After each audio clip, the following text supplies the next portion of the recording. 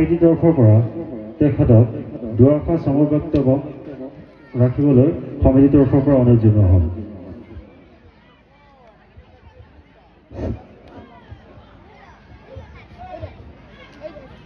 মোৰ অতি শ্ৰদ্ধাৰ জৰাবাৰী আঞ্চলিক তিৱা ছাত্ৰ সন্থা আৰু নিজ জৰাবাৰী তিৱা পিছু উদযাপন সমিতি উদ্যোগত হোৱা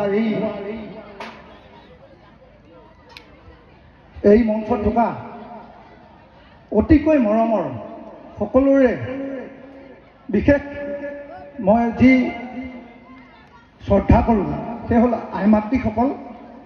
এই উপস্থিত থকা এই মঞ্চত আই মাতৃসকলক মই পোনপ্ৰথমে শ্ৰদ্ধা কৰিছোঁ আৰু লগতে এই মঞ্চত উপবিষ্ট থকা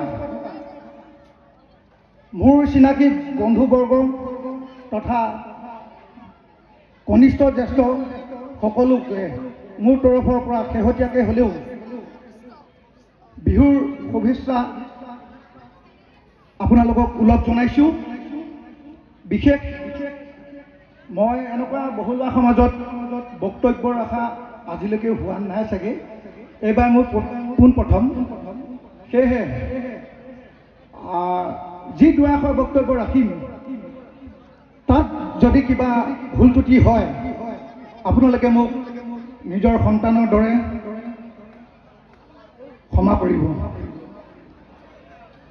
এই মঞ্চ 15 তাৰিখে হোৱা এটা যি পৰিকল্পনা লৈছিলে আপোনালোকে, ঠিক তেনেকুৱা খন্তেক সময় আগতেই আপোনালোকে সকলোৱে জানে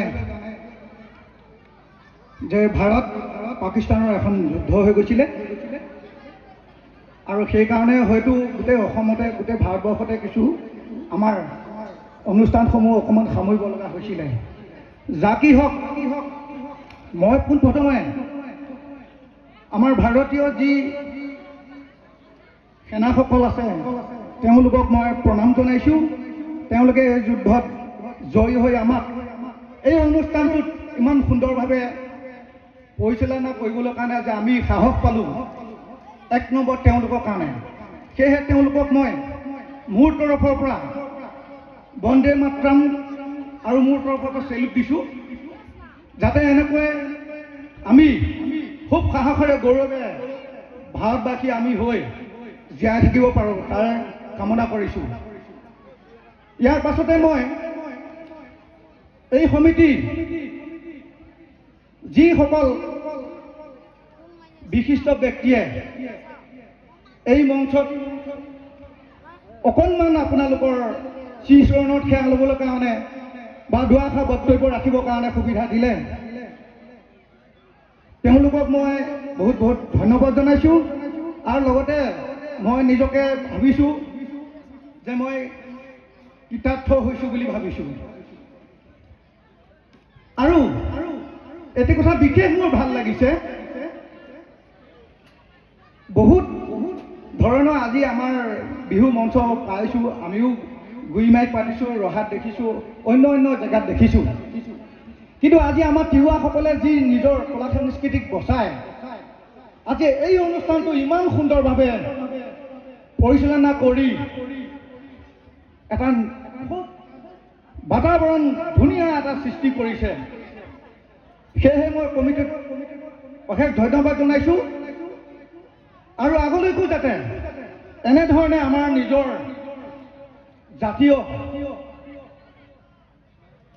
জাতীয় বুলি ক'বলৈ সকলোৱে জানে, তিৱাসকল আমি এনেও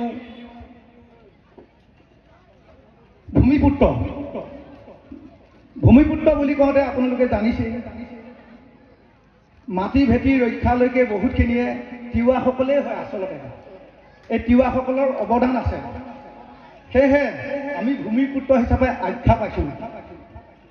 আৰু আমি এনেধৰণে ভূমিপুত্ৰৰ দৰে সদায় নিজৰ কলা সাংস্কৃতিক জাতীয় জীৱনত বজাই ৰাখি এনেধৰণে যাতে সকলোৱে খুব ধুনীয়া এটা মঞ্চত সদায় মনৰ ফূৰ্তি আনন্দ কৰি আমি যাতে চলিব পাৰোঁ, আমি যাতে গোটেই অসমকে দেখুৱাব পাৰোঁ তিৱা জাতীয় জনগোষ্ঠীসকলে। ইয়াকে কৈ মোৰ চমু বক্তব্য সামৰণি মাৰিছোঁ।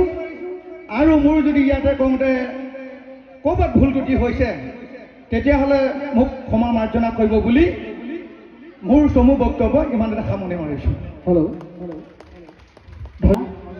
তেখেতৰ উজ্জ্বল ভৱিষ্যত কামনা কৰিলোঁ।